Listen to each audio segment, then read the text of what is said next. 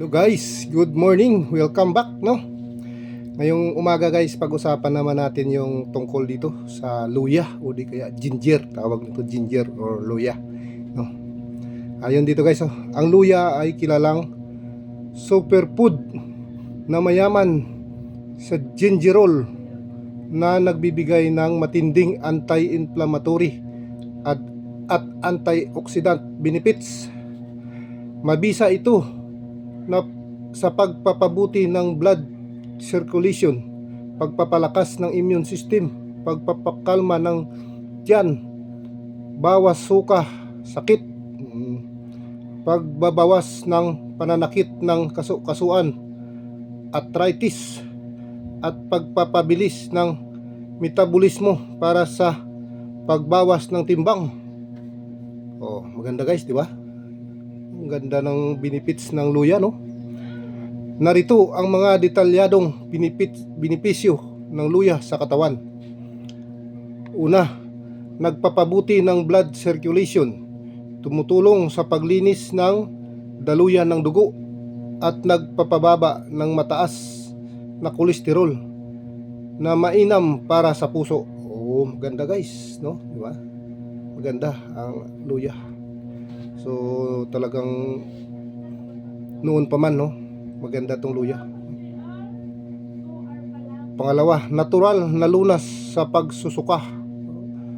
Epektibo sa morning sickness ng mga buntis, motion sickness at pagkahilo.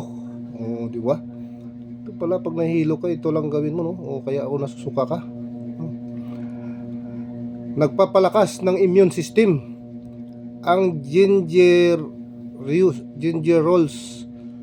at ginger doyle ay lumalaban sa mga virus at bakterya. Oh, maganda. Maganda pala. Bawas pamamaga at sakit. May natural na anti-inflammatory properties na tumutulong sa rayuma, arthritis at pananakit ng katawan. Pwede pala ito pampahit, no?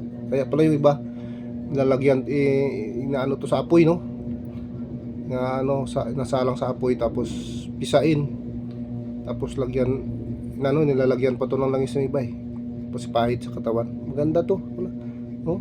Maganda guys ang ano ng luya talaga sa katawan natin. Pampatunaw ng pagkain, nag-aayos ng panunaw at tumutulong sa pag-absorb ng sustansya. Oh, diba? Tama, maganda. Panlaban sa stress, may calming effect na nakakabawas ng stress hormones. Oh, tama, maganda pala. Daming benefits. Pampapayat, nakakatulong sa pagsunog ng taba at pagpapabilis ng metabolismo.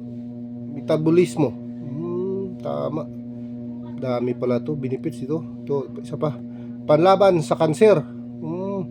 Ang gingerol at siagols ay may anti-cancer properties. Yun. So yun guys, no? Yun ang mga benepisyo na makukuha natin sa luya, no? Ang dami, no? So kung gusto nyo guys pag-aralan, search nyo na lang guys sa Google kung tama ba, kung mali ba ang sinasabi ko or tama. So sana, no, may natutunan kayo, no? Mayroon na naman kayong nakuhang aral o kaalaman tungkol dito sa luya, no? So yun lang guys, no? Sana huwag nyong kalimutan, no, mag-follow, like and share ng ating mga videos, no, para sa susunod pa nating mga video, no? So hanggang dito na lang guys. God bless and thank you.